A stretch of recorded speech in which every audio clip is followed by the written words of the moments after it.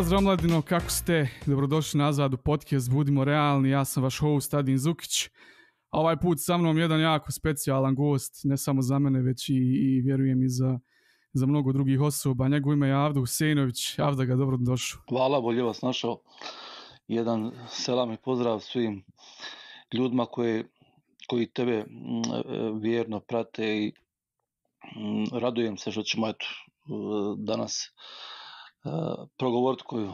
Prije tebe sam u emisiji imao 3 gosta, 3 muzičara, i kad sam bukirao ovaj razgovor s tobom, pomislio na trenutak, rekao da se konačno malo sklonimo iz tog rezona muzike, onda se sjetim da si ti bio muzičar. U stvari ne znam da li si bio, da li si još uvijek.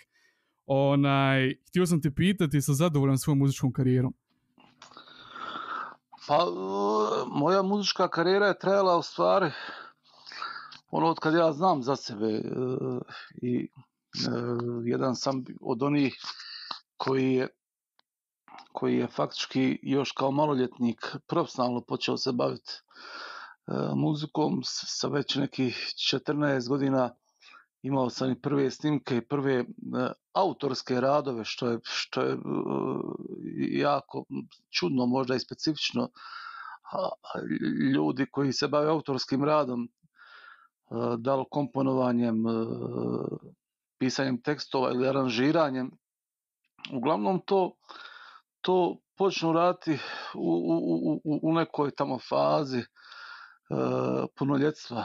Međutim, eto, ja sam tako sve to počeo još u samoj osnovnoj školi i do nekih ovih zrelih 40-ih godina već sam Bogam imao podobar staž, već se više od 20 godina tog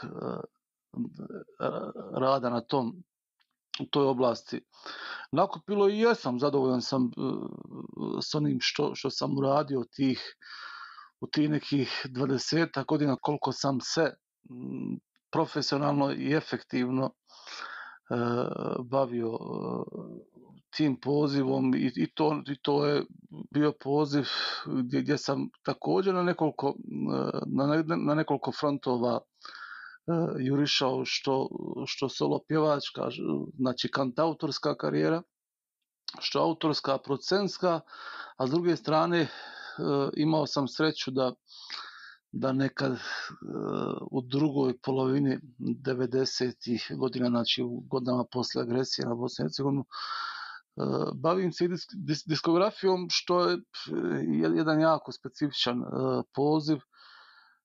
Imao sam tada tek neki 22-23 godine i nisam baš bio sposoban za tu oblast, ali vrlo brzo sam se uklopio u sve to, stekao predragocjeno iskustvo koje će mi kasnije u organizaciji raznih segmenata, od privatnih do profesionalnih, itekako biti od pomoći. Ja se sjećam neke 2002. ili 2003. mislim da je bilo da sam negdje na nekoj televiziji, ne sjećam se tačno koja je bila, vidio neku pjesmu Avde Huseinovića. I onda sam se baš čisto iznenadio kad sam, mislim da je prvi tvoj film, Vanzemaljci na Sarajeva, sam nekad 2011. ja mislim tek upratio 3 godine nakon što se izbacio.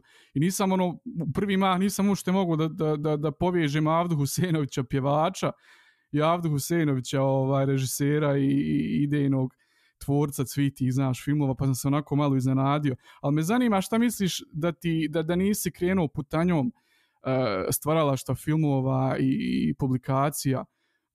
Da li misliš da bi možda nešto više mogao da napraviš u tim muzičkim vodama? Pa ne znam, teško je sad o tome govoriti. Kažem, ja sam itekako zadovoljan i onim što sam u tom vremenu i napravio, pogotovo kada je u pitanju autorski rad, i oni koji su aktivno pratili, pogotovo ljudi kojima je to profesija, znaju da je itekako ostalo traga iz tog vremena. Iako ne pratim nešto specijalno dešavanja na estradnoj sceni u zadnjih zadnjih 5-6 godina, ali onoliko koliko pratim vidim da i na estradnoj sceni se pušu neki novi vjetrovi, da sam sistem, sama filozofija funkcionisanja estrade se promijenila, nestala diskografija kao najvažnija grana koja je jedna važna grana industrije, grana koja je održavala sve to. A da li može za naše slušalce možda objasniti šta je to tačno diskografija? Diskografija je izdavaštvo, diskografija je produkcija, diskografija je disko kuća. Za one starije, on to možda malo bolje znaju i sjećaju se onog vakta bivše Jugoslavije kada su iza svih velikih estradnih poduhvata stajale brojne diskografske kuće od Jugotona, PGP, RTB-a, Diskotona, Diskosa. I oni su bili nosioci karijera, oni su objavljivali prvo ploče, pa kasnije kasete u nekoj narodnoj fazi CD-ove. Živjeli su i autori i izvođači i brojni drugi ljudi preko tog diskografskog sistema, od toga nosači zvuka su se prodavali. Međutim, došlo je i bili su značajni tiraži, onda se moglo uvijek iznova ulagati i napredovati u toj produkciji. Međutim, došlo neko novo vrijeme, došlo vrijeme prvo kada je piraterija sve to onako u cijelom regionu srušila, a onda kada je ono što nije dotukla piraterija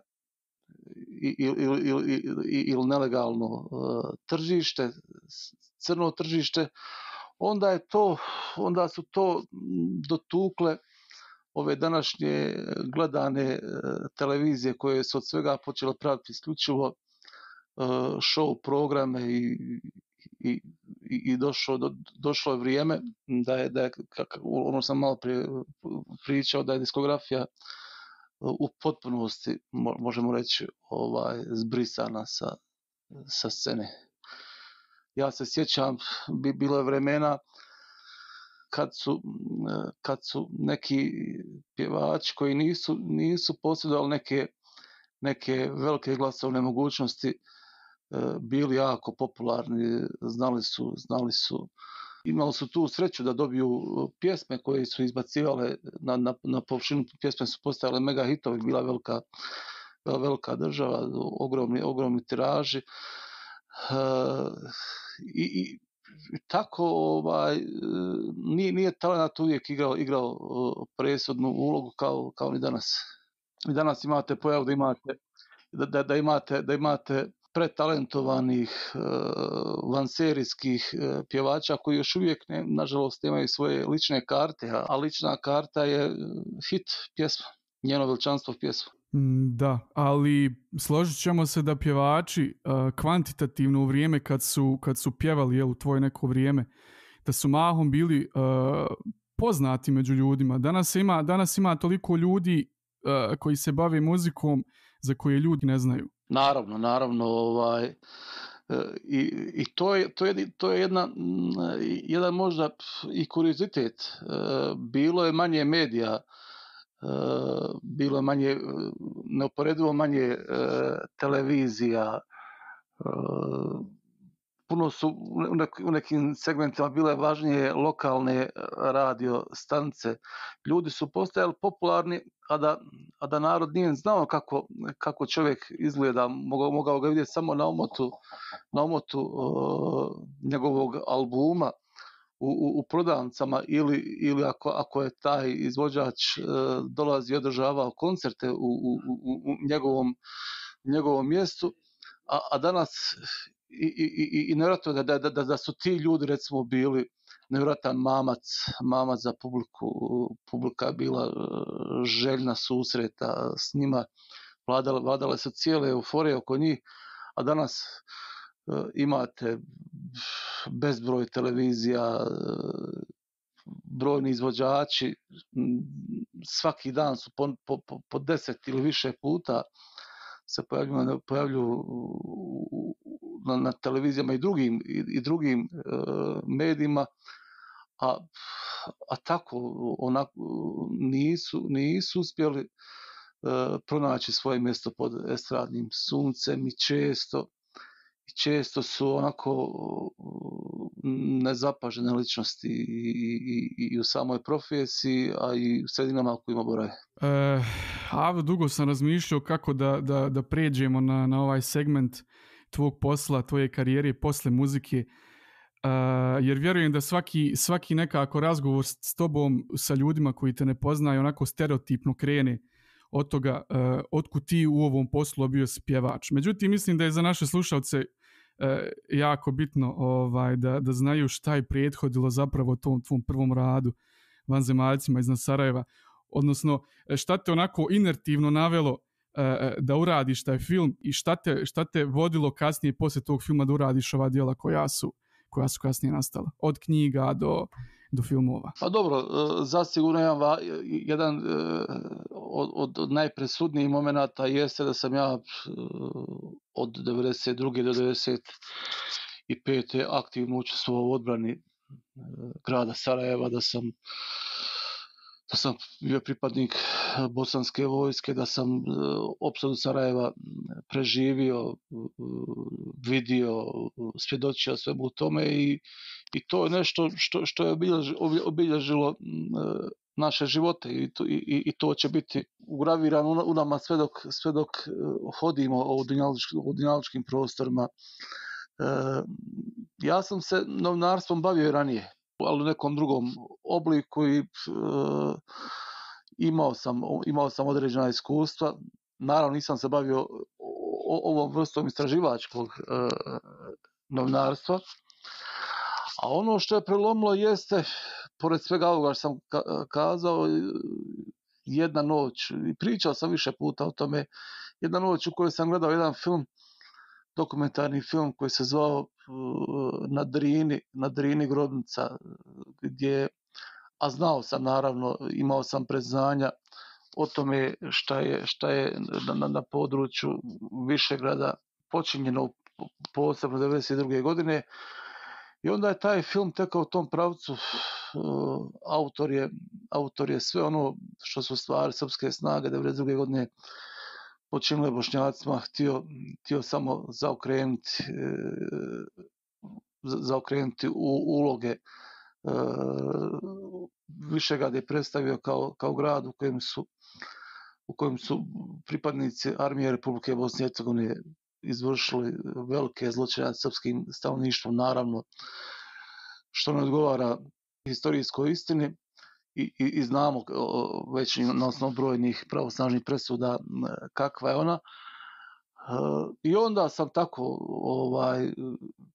pričao s nekim ljudima, a imali smo već mi nekog određenog iskustva i sa videoprodukcijom radili smo neke stvari. I rekli smo u jednom trenutku, hajmo mi nešto pokušati. I jedino što smo u tom momentu tako nespremni i mogli jeste bilo da probamo uraditi jedan dokumentarni film o temi koja je nama itekako bliska, čiji smo mi bili savremenici, a to je priča o zoni odgovornosti prve slavne brigade armije Republike Bosne i Hercegovine. I to je ta priča o Žući, slobodnoj bogočanskoj teritoriji, a naravno neizostavno je bilo da, pošto je bila priča o prvoj slavnoj, da ne uvrstimo i priču o drugoj viteškoj pod komandom Safeta Zajke, jer to su nekako dvije brigade sestrinske koje se ne mogu ni u kom slučaju nijedna priča o tom dijelu, o tom značajnom dijelu Sarajevskog ratišta ne može se pričati, a da se paralelno spominju oba dvije te jedinice. Imali smo određenog i arhivskog materijala, nešto smo kasnije prikupili, naravno tu su bili s nama ljudi koji su također poznavali, bili savremenici tog perioda, koji su odlično poznavali tematiku i tako radili smo, snimali smo prve izjave, snimali smo lokalitete sa nekom oskudnom opremom, nekako to i izmontirali i nije bio neki plan da ta priča se promoviše u nekom širem smislu. Desilo se jednom da je, sad ne mogu da tačno sjetim, čini mi se da je Rahmetli Salko Hajdarević, koji je bio jedan od ratnih komandanata na Žući, koji učestvuje u tom filmu, rekao mi da je Emir Zlatar zainteresovan da pogleda taj film, a Emir Zlatar je u to doba bio direktor televizije Sarajevo, kantonalne televizije Sarajevo, i znam da smo se sastali, odnijeli taj film i on kaže mi ćemo ovo pustiti na televiziji. Desilo se da je film premijerno prikazan na televiziji Sarajevo, mislim da je to bila 2008. godina. Nakon toga se desio jedan potres. Ja sam očekivao da će to samo onako proći, kao jedna obična emisija kakve se emitiraju svaku noć na našim televizijama. Međutim, nakon ove premijere filma Vanzemaljci na Sarajeva, baš desio se potres. Ja koliko sjećam da je repriza filma išla nekoliko dana zaredom, isključivo na zahtjev gledalaca koji su čuli da je emitovan film, a nisu imali priliku da ga vide, i počelo se pričati po gradu o tome naširoko. I eto, od toga je sve počelo, u stvari od te televizijske premijere. Ja ni tada nisam smatrao da ću ostati u svemu ovome.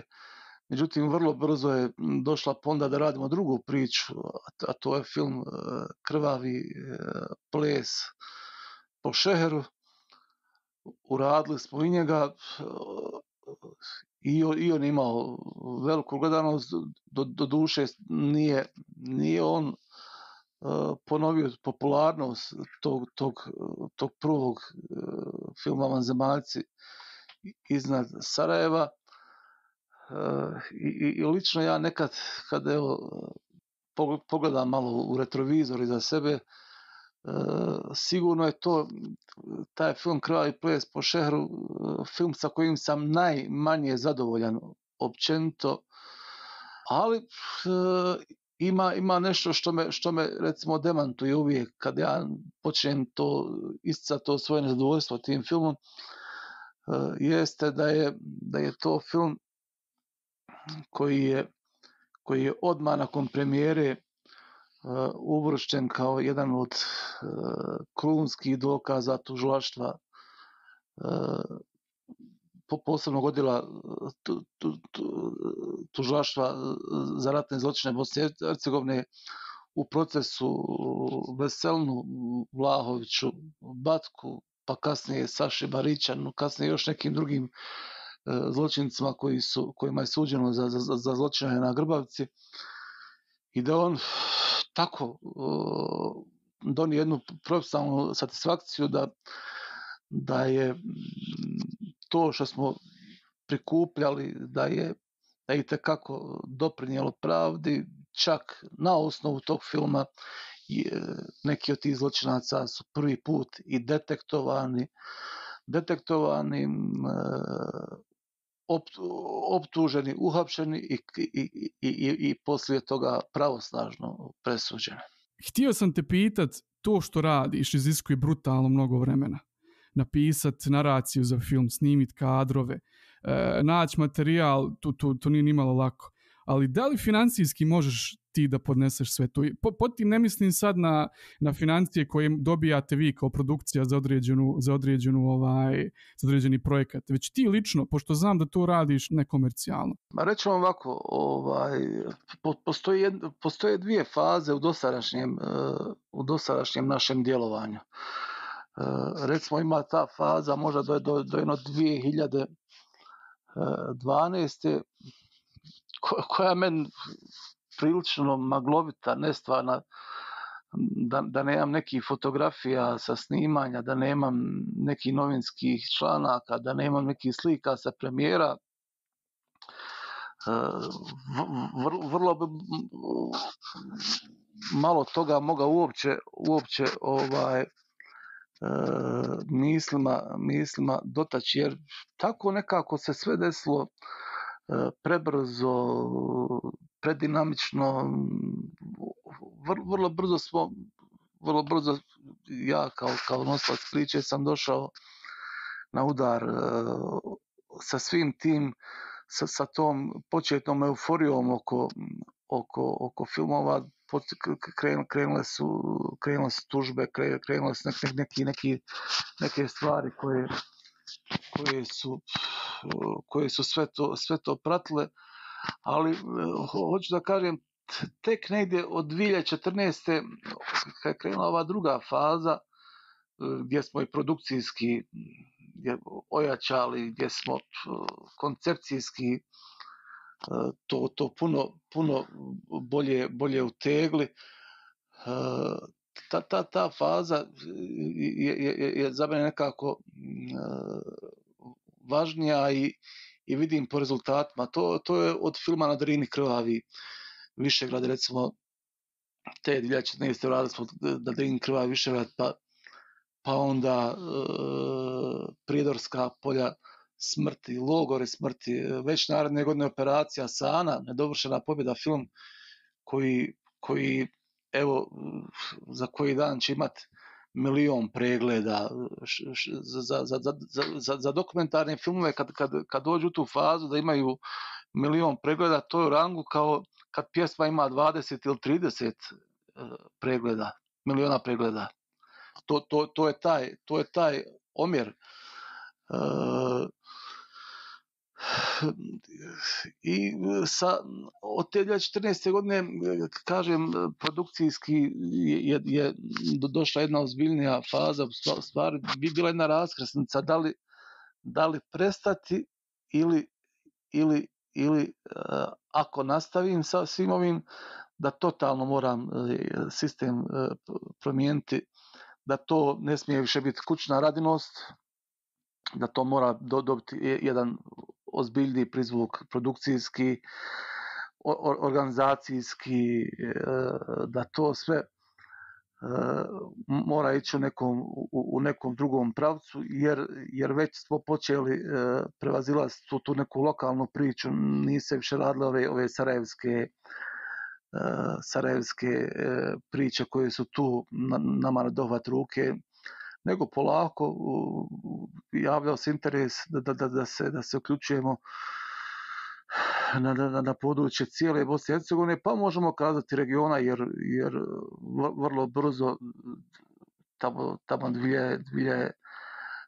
16. počeli smo raditi jedan film koji će tek ove godine premijerno biti prikazan televizijski i bit će dostupan na YouTube-a. To je film Bošnjaci, genocid u kontinuitetu, priča o više stoljeća genocida nad Bošnjacima na području cijelog regiona, na području cijelog Balkana.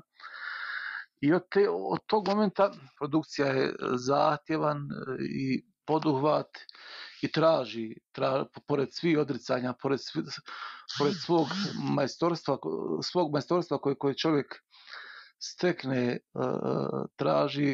traži naravno i iziskuje značajne budžete. To je jedan opet zaseban vid ove priče, kako se sve to i na koji način obezbjeđuje. Pored toga, kad me ono što ste vi spomenuli na početku, ljudi me najčešće pitaju otkud ja u svemu tome. Druga stvar, uvijek me pitaju na koji način uspijevate to, kolika je pomoć ovih ili onih, i to je nešto za što nema specijalnog objašnjenja. Znalo se dešava da neki projekat krenemo bez i jedne marke, da planiramo neki budžet koji nam je otprilike potreban, pa da ga tokom same realizacije i ostvarimo. Znalo se desiti da neke poduhvate krenemo, da imamo neka početna sredstva, ali da nikad ne ostvarimo ona zacrtana, pa onda preljevati iz jedne čaše u drugu na razne načine, ali ono što je najbitnije, da li imali potreban budžet ili ga nemali, ja mislim da se to na filmu, ni na jednom filmu do sad nije primijetilo. Nažalost, nismo nikad imali tu sreću da kao neke velike produkcije imamo neke velike budžete koji su potrebni, pa onda na osnovu toga malo i tu produkcijsku maštu razvijamo i da uključujemo možda još neke dodatne kapacitete, ali ja sam jako zadovoljan s ovim kako to funkcionira ovih posljednjih nekoliko godina i sa onim što imamo. Tehnički smo se prilično opremili i najveći dio tih budžeta u stvari ide na stalnu obnovu tehnike i naravno na enormne troškove koje imamo tokom same realizacije. Jer svaki od tih poduhvata traje minimalno od godinu do 2 ili 3. Trenutno čitam Nasserovu knjigu koju sam napisao za njega, od Gazimestana do Haga i nazad, i došao sam do jednog dijela gdje Nasser kaže, gdje spominje ovu trudnicu i kako nikad neće zaboraviti smrt nje i njenog djeteta. I onda mi kroz glavu prođe činjenica da je Avdo čuo stotine, ako ne i hiljade takvih ili možda još i gorih priča. Kako se nosiš s tim uopšte? Prilično dobro. Mada desi se neki dan koji je drugačiji od drugih dan, kada to sve što si čuo i što u momentu kad slušaš misliš da nekako da si se profesionalno opremio, da postoji neki profesionalni pancir koji te štiti od svega, desi se da te neka od tih priča napadne te iz zasjede kad se najmanje nadaš i emotivno te opustoši. Znao sam razgovarati s nekim dragim ljudima oko toga, pa nekad sam znao kazati da se čudim ljudima koji se bave tako nekim određenim profesijama, da mogu izlaziti na kraj sa svim tim, recimo, ljudima koji rade u mrtvačnicama, ljekarima, brojnim drugim koji stalno imaju tako neke teške, tragične scene, izlog tih scena ispred sebe, i ponekad mislim da sam ja došao u tu fazu da mogu raditi ovo na onaj način kao što radi čovjek koji radi u mrtvačnici, i u 90% slučajeva uspijevam tako, ali naravno uvijek postoje priče koje ne možete ravnodušno slušati, o njima razmišljati. I kad god mislite da ste čuli neku najjeziviju, najpotresniju, najtežu priču, dođe vrlo brzo vrijeme kad vas demantuje, koje vas demantuje i čujete još puno težurnije. Tvoji radovi su se dotakli gotovo svih aspekata iz prošlog rata i svih dijelova BiH, ali svoju nepristrasnost prošlom ratu i nepristrasnost narodima u BiH ja mislim najbolje je pokazao filmom Junak umire jednom, u kojem pišeš o Srbima i Hrvatima koji su za vrijeme agresije na BiH branili boje Bosne i Hercegovine. Zanima me da li si ikad imao nekih političkih pritisaka tokom snimanja ili možda nakon snimanja od nekih političkih elita radi te teme koju si obradio? Ponosan sam na taj film Junak umire jednom o bosanskim Srbima, herojima odbrane Republike Bosne i Hercegovine. I to je film koji se morao desiti, jer radeći i odlazeći u brojne naše gradove, čaršije, sela, zaseoke, uvijek sam slušao priču o ponekom od njih i njihovoj požrtvovanosti, o njihovom herojstvu, o njihovoj odanosti, ljubavi prema Bosni.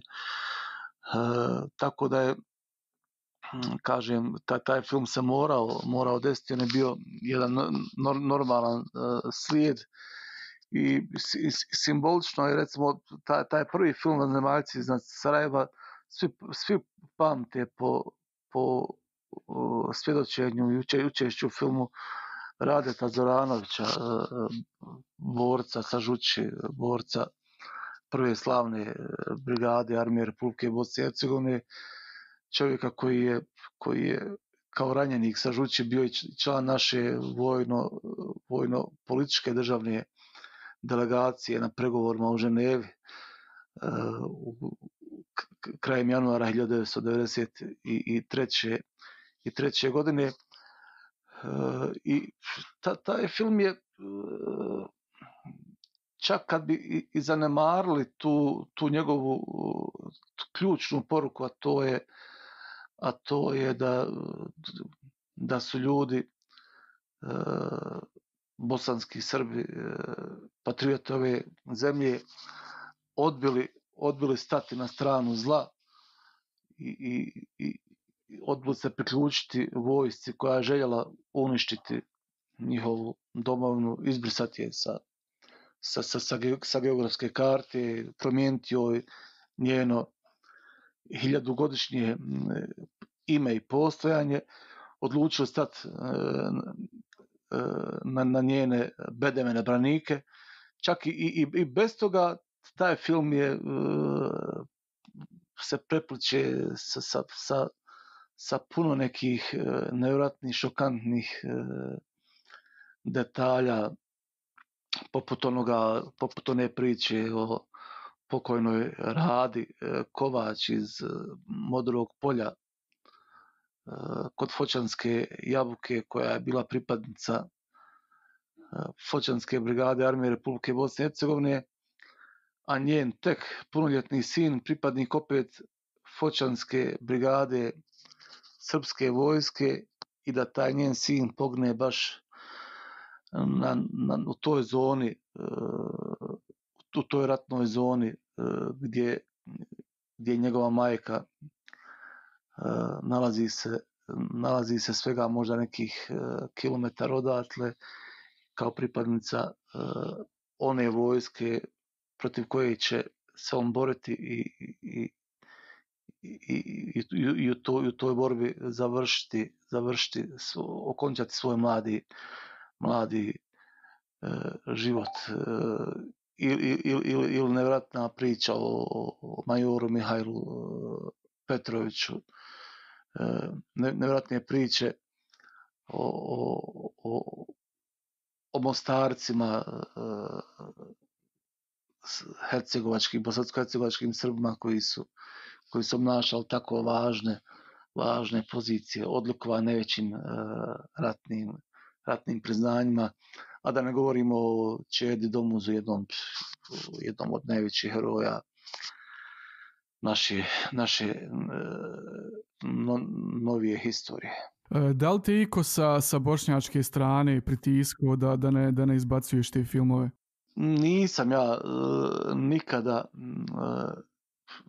doduše i nemam ja nekog previše bliskog dodira sa politikom i političarima, osim što poneki od njih znaju doći na premijere mojih filmova. Uredno pošaljem pozivnice svima i svih političkih opcija. Poneki se odvaže pa dođu, i to su uglavnom oni koji smatraju to važnim. Nije se dešavalo, a i da je bilo pokušaja zasigurno, on ne bi imali nekog uspjeha kad sam ja upitao. Kroz tvoje ruke i tvoj studio prošlo je 100 sati, ako ne i 1000 sati sirovog video materijala, ja vjerujem. Ali sigurno su ti video materijali dali jedan uvid u situaciju koja je vladala u Bosni i Hercegovini u to vrijeme. Po tvojom mišljenju, da li je bilo suđeno BiH da je napadnu čak i da nije proglasila nezavisnost? Kad se govori o tim prelomnim godinama raspada bivše Jugoslavije, postoji, o tome bi nam trebalo puno vremena da poredamo onako kronološki stvari. Mora se znati, postoji o tome dokumenti, relevantna dokumentacija, da je taj velikosrpski projekat Velike Srbije, već sredinom 80-ih počeo se ponovo buditi. Mislilo se da je fašizam 45. pobijeđen, međutim, itekako ćemo shvatiti 90-ih godina da je on samo bio onako pod nekim sedativima. Imamo brojne fakte koji govore o tom obuđenju, o obnovi svega toga. Pretpostavljam da znate već priču o famoznom memorandumu iz 1986. godine Srpske akademije nauka i umjetnosti, pa kroz ona razna takozvana događanja naroda, posebno to mislim na obilježavanje 600-godišnjice kosovskog boja na Gazimestanu 28. juna 1989. kada je Milošević pred milion ljudi, pred svim kamerama svije najavio da je spreman na neke nove borbe.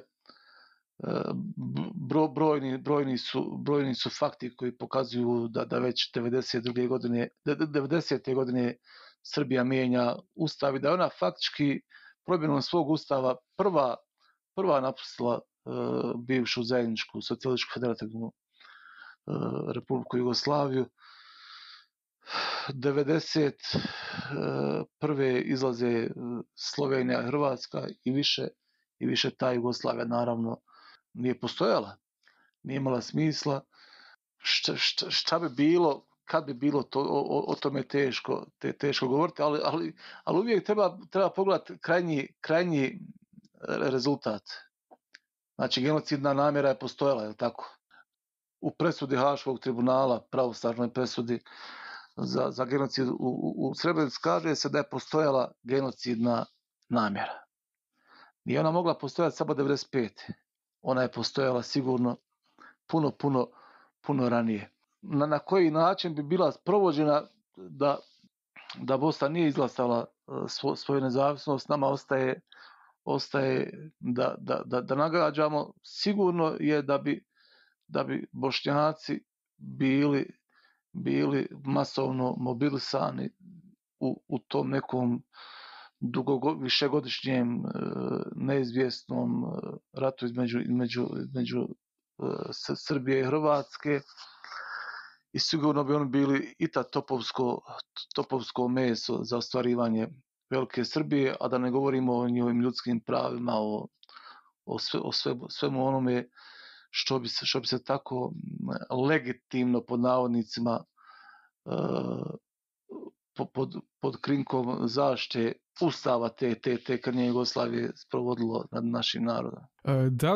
Da li je za opstanak bošnjačkog naroda bila neophodna nezavisnost Bosne i Hercegovine? Pa naravno, ne samo bošnjačkog naroda, nego kad govorimo o nezavisnosti, mi govorimo o obnovi nezavisnosti i državnosti Republike Bosne i Hercegovine, i to je naravno nešto opet što otvara jednu posebnu i dublju historijsku raspravu. Nakon 529 godina pod tuđinskom vlašću, Bosna koja je najkasnije izgubila svoju državnost na balkanskim prostorima, sasvim legitimno je povratila i naravno njen autohtoni narod Bošnjaci su imali sasvim legitimno pravo na to, i ona je stvari jedina garancija opstanka našeg naroda. Pogledajte koliko danas naroda u svijetu koji broje po 30-40 miliona svog stanovništva, a izgleda da će im ostati vječiti san ta priča o nezavisnosti njihovih država. Da li si razočaran postupcima određenih osoba iz vrha vladajuće skupine društva, politike u BiH za vrijeme rata? Da li postoje osobe po tvom mišljenju koje su mogle više da urade za BiH, a nisu, odnosno koje su svojim djelovanjem direktno vršile štetu Bosni i Hercegovini za vrijeme rata? Da vam kažem, i o tome je danas jako teško govoriti. Uvijek imate argumente za i protiv, znate. Naša država se našla u jednoj teškoj, bezizlaznoj situaciji 1992. godine. Uvijek iznova, možda čak i dosadnim tim filmoma, skoro u svakom spomenem jedan ključni moment, a to je uvođenje embarga na uvoz naoružanja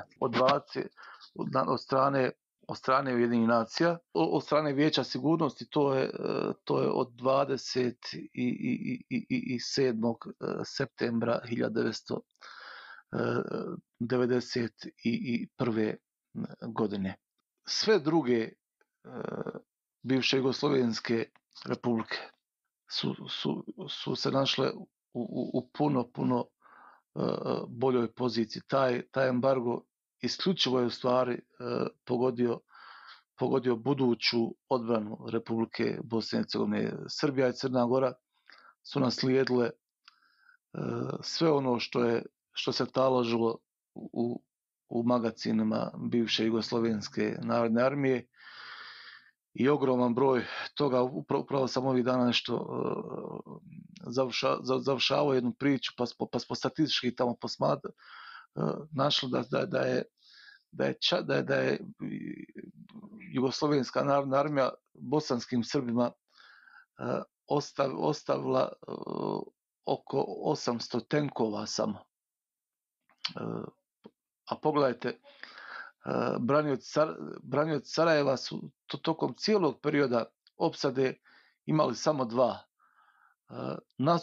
Nasuprot podaci govore između 105 i 120 koji su nalazili oko opsadnog prstena, koji su bili u posjedu Sarajevsko-romanijskog korpusa vojske Republike Srpske. Bila je to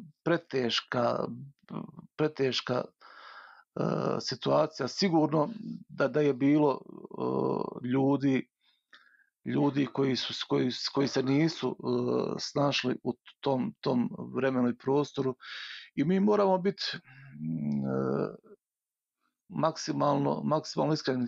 Sad opet se vraćam na taj, pogledajte tu hronologiju, uvođenje embarga krajem septembra 1991. godine, a onda je kroz to uvođenje embarga je data punomoć Miloševiću da komotno može izvršiti invaziju na Bosnu, da može, da je faktički umjetnost ne ostvariti te agresorske planove o uništenju i o nestanku države Bosne i Hercegovine. Tek kad se vidjelo nakon nekoliko mjeseci da Milošević neće uspjeti sa tim agresorskim invazijama, započet će različite međunarodne inicijative, pregovori, konferencije o pokušaju, navodnom pokušaju smirivanja situacije, počela otvorena priča o podjeli zemlje. Međunarodna zajednica da je željela, mogla je već u maju i junu 1992. godine zaustaviti sve njih. I onda se desi da branioci Bosne opstanu. I 1995. godine međunarodna zajednica ponovo izda punomoć, dozvoli srpskim snagama da izvrše ono što su izvršile, to znamo da je genocid u Srebrenici 1995. A 2 mjeseca nakon toga, kada bosanska vojska krene u svoj oslobađajući pohod, zaustavi ih negdje na prilazima Banjoj Luci, Prijedoru u oktobru 1995. godine. Akademik Sidran zna kazati da je sve do 1995. da je u stvari pravi rat u Bosni počeo tek 1995. godine i da je munjevitoga međunarodna zajednica završila. Znači, on je počeo u septembru 1995. i odmah ga je preko noći međunarodna zajednica zaustavila. Sve do tada je bila brutalna agresija i genocid koji su cijeli svijet posmatrao u izravnom televizijskom prijenosu. I sad opet se vraćamo na takve preteške okolnosti. Sigurno da je bilo ljudi koji nisu možda dorasli ni vremenu ni prostoru, ali sam naš opstanak u godinama kada je bilo planirano da nestanemo je jedna velika pobjeda. Spomenuo si da ste radili neki članak, kako sam primijetio, ili neku novu priču. Da li to znači da možemo očekivati od vas neka nova djela u budućnosti? Pa radimo mi stalno i uvijek vučemo po neka 2-3 filma, nešto krenemo, nešto smo već na pola puta, nešto završavamo, nešto u nekoj projektnoj fazi osmišljavanja. Nakon 4 godine završili smo film o agresiji Savezne Republike Jugoslavije na Bosnu i Hercegovinu. I to je nešto što smatram sigurno najvažnijim, najdragocjenijim za našu noviju historiju. Onako hirurški precizno smo možda do najsitnijih detalja istražili priču oko agresije Srbije i Crne Gore na našu zemlju sa brojnim nepoznatim segmentima, sa brojnim imenima, dokumentima koji neosporno to potvrđuju. Plan nam je da to ove godine u julu prezentujemo. Zbog ove novonastale situacije, naravno, niko ne može biti siguran da li će se to desiti. Paralelno s tim radimo još nekoliko važnih priča. Jedna je o onome što se na području Srednjeg Podrinja dešavalo do 1995. godine na području tih općina koje će biti pogođene genocidom 1995. godine sa posebnim fokusom na Zvornik, Srebrenicu, Bratunac, Vlasenicu i Bijeljinu. Tu je jedna zasebna priča o Bijeljini. Evo ovih dana ćemo krenuti sa montažom jedne priče o dobitnicima, odlikovanim pripadnicima Armije Republike Bosne i Hercegovine, neke tako priče o njima izbliza, neke mi čujemo u informativnim izvještavanjima nosilac ratnog priznanja Zlatni Ljiljan, zlatna policijska značka ili nekog drugog priznanja, a u stvari vrlo malo znamo zbog čega je neko odlikovan tako nekim važnim ratnim priznanjem. Radimo jednu priču gdje će ljudi pričati tako o svojim ratnim nekim prelomnim dramama koje su znale mijenjati čitav tok i vojnih operacija i drugih važnih događaja. Nadam se da ćete nastaviti raditi. Postoji mnogo priča koje zaslužuju, zapravo svaka priča iz rata zaslužuje da je čuju i drugi ljudi koji nisu upoznati s njom, s obzirom da smo mi kao narod preživjeli mnogo stvari na svojoj koži i znamo najbolje kako smo to preživjeli. Avdo, za kraj htio bih samo da se kratko dotaknemo činjenice da si par puta i tužen radi nekih stvari. Pa jeste, to je nešto što nismo planirali kad smo kretali sve ovo, ali eto, nije moglo proći bez toga.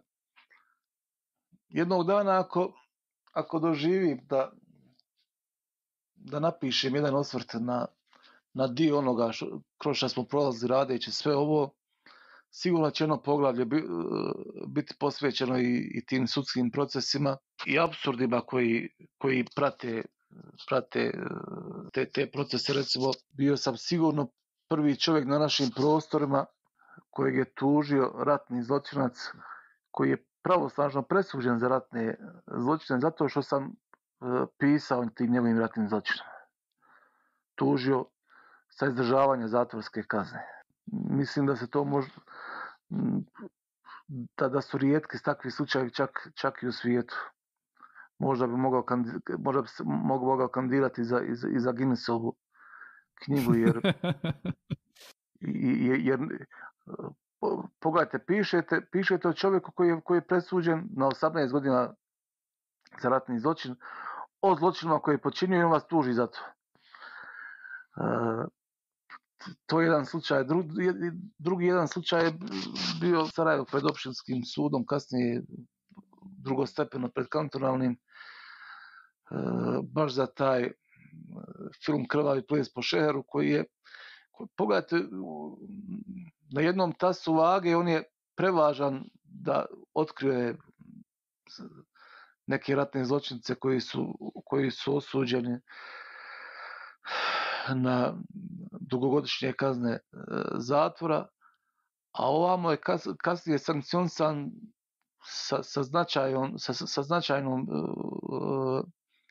financijskom kaznom, da je nanio duševnu bol jednom čovjeku koji je 1992. godine pozivao Jugoslovensku narodnu armiju da izvrši faktički vojni udar. I to je također zasebna priča o nemogućnosti, u stvari neravnopravnosti u sudskom postupku. Od prve minute te sudske utakmice za mene ja nisam imao ravnopravno suđenje i izgubio sam taj proces. A treći koji najduže trajao je bio jedan proces u Vlasenici sa Rajkom Dukićem, čovjekom koji je jedna centralna figura tog cijelog područja Vlasenice, Srednjeg Podrinja iz 1992. Čovjek koji je bio generalni sekretar Srpske demokratske stranke.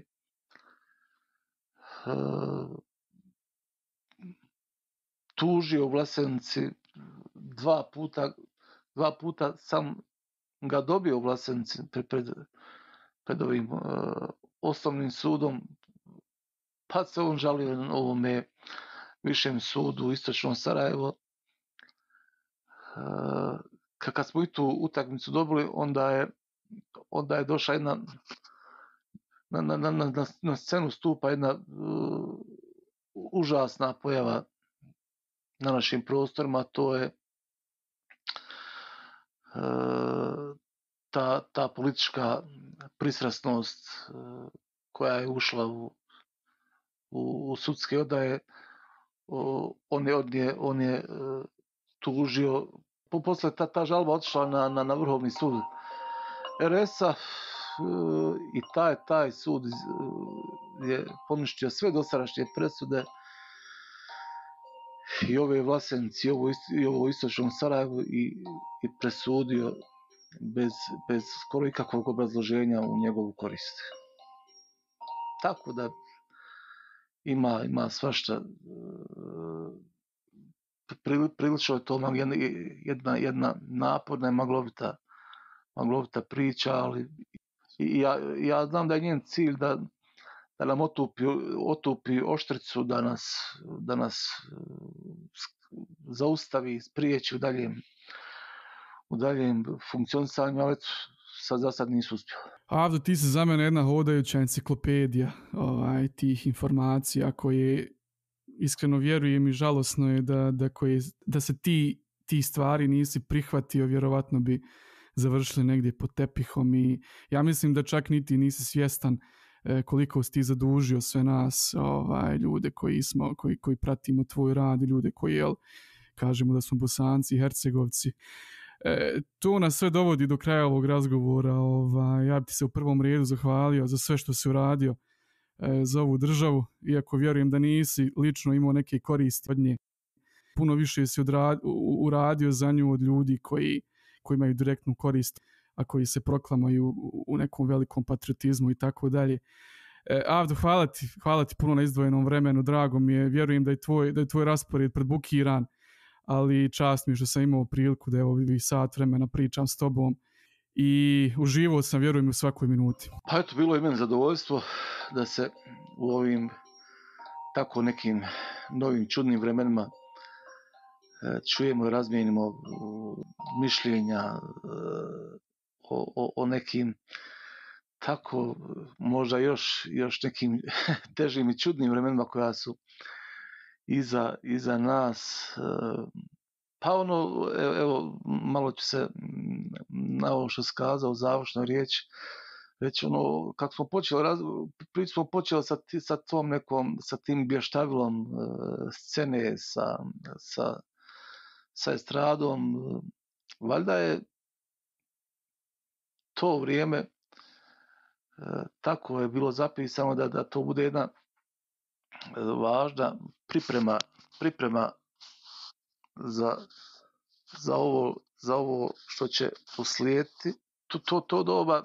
To doba te estradne scene je nekako sigurno bila ta važna priprema u tom smislu da čovjek u ovoj fazi je operisan od euforije. Da valjda one aplauze koje mnogi u životu žele da dobiju, da sam tim aplauzima bio ispunjen u nekom tom mladalačkom odrastanju i da je bilo dovoljno, tako da o njima sad nešto previše i ne razmišljam, tako da mi to itekako koristi da mogu hladne glave maksimalno bez trunke euforije posvet se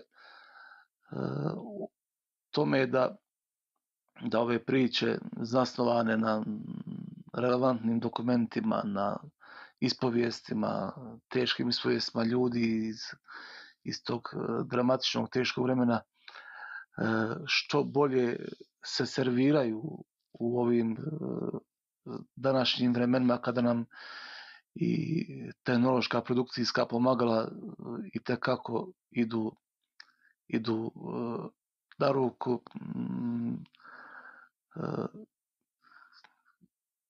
Nekad kad pogledam iza sebe, mislim da sam puno uradio, da je puno toga pokrenuto, a opet kad pogledam ispred šta bi trebalo još uraditi, uvijek shvatim da smo još uvijek faktički na nekom početku i da je ovo itekako da je naša historija, da je ovaj vid dokumentovanja itekako jedna zapuštena oblast. Slažem se ovdje u potpunosti s tobom. Hvala svima za kraj koji su preslušali sve ovo. Mislim da bi svi trebali da preslušaju, jer treba čuti čovjeka koji je faktički posvetio život stvarima koje smo svi preživjeli, a koje nekako smo svi zaboravili.